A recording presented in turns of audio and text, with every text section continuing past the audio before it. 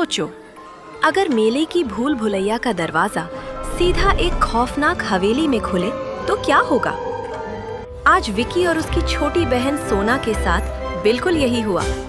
वे दोनों बस एक मजेदार शाम बिताने के लिए मेले में आए थे। हंसते खेलते हुए अचानक सोना की नजर मेले के कोने में बनी एक अजीब सी भूल भुलैया पर पड़ी। चलो ना भैया, अंदर जाके देखते हैं क्या है। कहो प्लीज, चलो ना, चलो ना। वहाँ कोई भीड़ नहीं थी, बस एक अजीब सा सन्नाटा था। सोना को रोमांच पसंद था। विकी उसे कभी मना नहीं कर पाता था। उसने प्यार से सोना का हाथ पकड़ा और दोनों उस गहरी भूल भुलैया के अंदर चले गए। लेकिन अंदर जाते ही कुछ बदल गया। मेले का वो सारा शोर, हंसी मजाक सब अचानक जैसे किसी ने ट कर दिया हो। चारों तरफ सिर्फ सन्नाटा था। रास्ते बहुत भूल भुलैया वाले थे। हर मोड़ पर लगता था कि बाहर का रास्ता मिल जाएगा, लेकिन वे बस गोल गोल घूम रहे थे। विक्की, मुझे डर लग रहा है, चलो वापस चलते हैं। अंधेरा और सन्नाटा देखकर सोना का दिल जोर से धड़कने लगा। उसने विकी की शर्ट कसकर पकड़ ली। विकी भी अंदर से घबरा रहा था।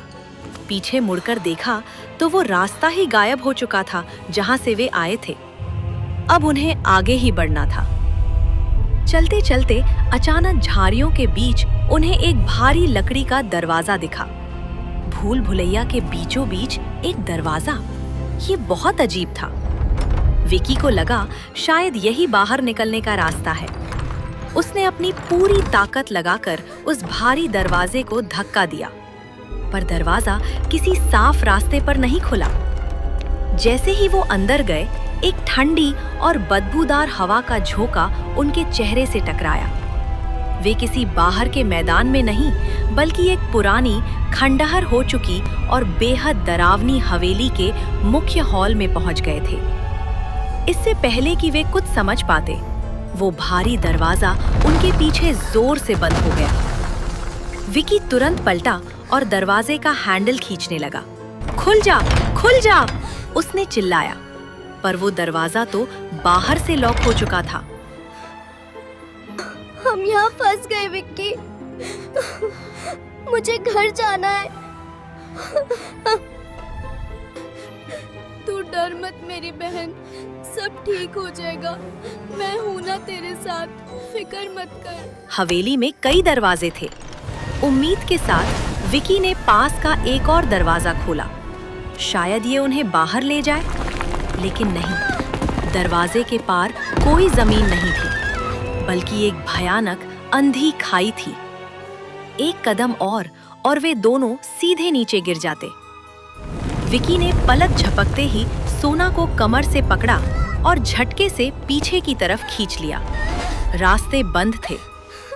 फिर उनकी नजर हवेली की एक बड़ी सी धूल भरी खिड़की पर पड़ी। शायद इसे तोड़कर बाहर निकला जा सके।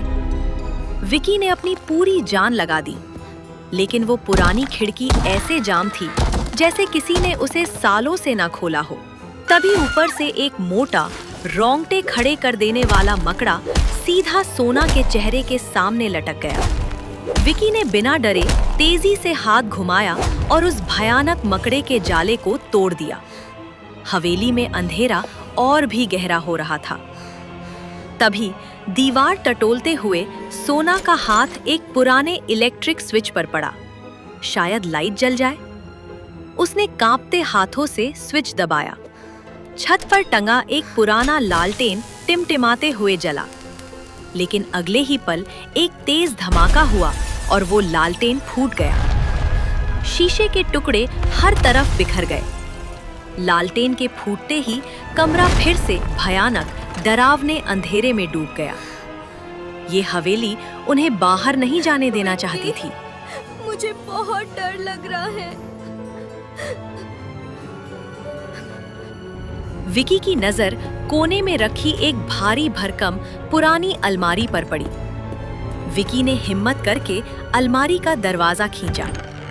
शायद इसके पीछे कोई सीक्रेट रास्ता हो, लेकिन रास्ते की जगह अंदर से एक विशाल भारी भरकम पत्थर सीधा विकी की तरफ धड़ाम से गिरा। बाल बाल बचे थे। अब सोना की हिम्मत जवाब दे रही थी। वो जमीन पर बैठकर बुरी तरह कांपने और रोने लगी। तभी उस डरावने सन्नाटे को चीरते हुए हवेली के किसी अंधेरे कोने से किसी के रोने की आवाज आई। ये आवाज किसी इंसान की थी। वहाँ कौन है? क्या कोई और भी यहाँ फंसा है? रास्ते में एक पुराना मेज था जिस पर एक मटका रखा था। सोना को प्यास लगी थी। उसने पानी के लिए हाथ बढ़ाया, पर जैसे ही उसने मटके को छूना चाहा, उसे लगा जैसे हवा में तैरते हुए किसी ठंडे अदृश्य हाथ ने उसकी कलाई को जकड़ लिया हो। विक्की ने उसे पीछे खींचा और तभी उनकी नजर कमरे के सबसे अंधेरे कोने में गई जहां वो रोने की आवाज आ रही थी। वहां एक बहुत ही कमजोर और बूढ़ी चाची बैठी सिसक रही थी। उनके चेहरे पर सालों की थकान और उदासी थी। विकी उनके पास घुटनों के बल बैठा और नरमी से पूछा, चाची, आप कौन हैं? और इस खौफनाक जगह पर इतने अकेले कैसे फंसी हैं?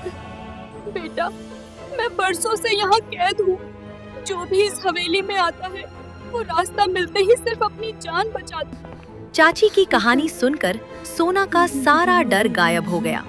उसने अपने छोटे हाथों से चाची के झुर्रियों वाले हाथ थाम लिए और बोली,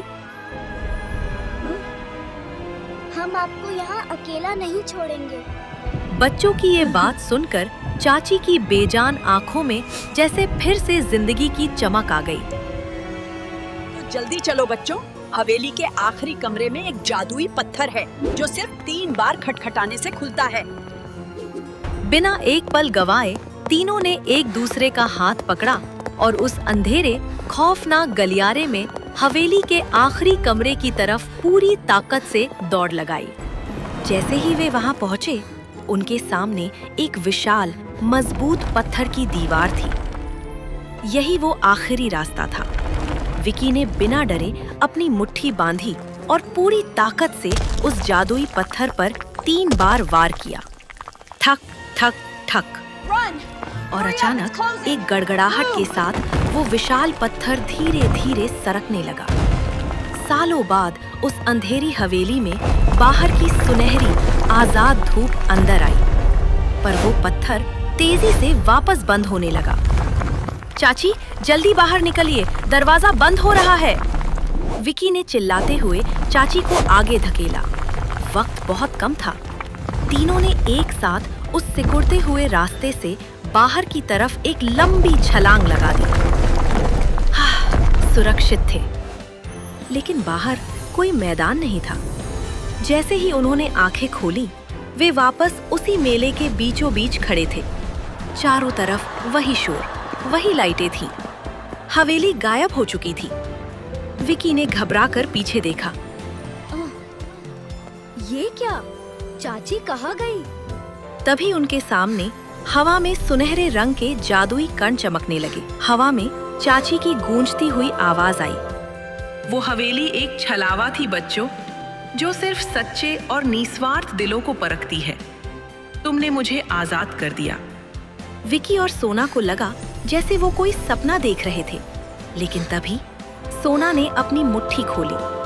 उसके हाथ में चाची की पुरानी हरी चूड़ी थी, जो अब एक जादुई रोशनी से चमक रही थी। ये सपना नहीं था, खेल तो बस अब शुरू हुआ था।